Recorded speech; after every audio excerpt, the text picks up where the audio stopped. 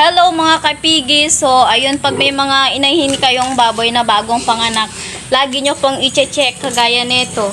Ito, bagong panganak to. So, yung dede niya, naninigas. Namuo yung gatas niya. Wait lang. Ito matigas to. Ito. Matigas yung dede niya. Ayan. Matigas na, hindi kagaya nito, oh. Ito, matigas talaga to.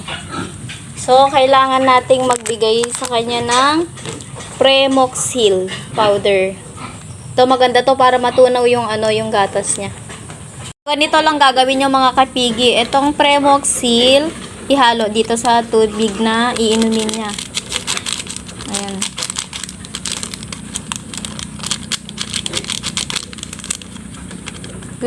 Lahat po isang sachet. Kasi kapag hindi natin siya binigyan ng Premoxil powder, hindi yan magpapadede sa mga diik dun sa mga anak niya. Ayan, pwede na itong painom sa kanya. Saka kaya yung mga mga inahing baboy natin na kinakagat nila yung mga biik nila kasi nasasaktan sila pag nagdedede kasi may namuong gatas dun sa dede nila mga kapigi.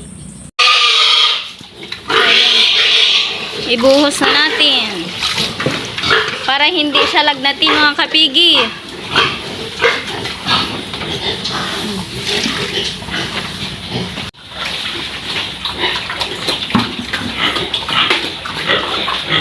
So ito nga pala yung muo, yung gatas.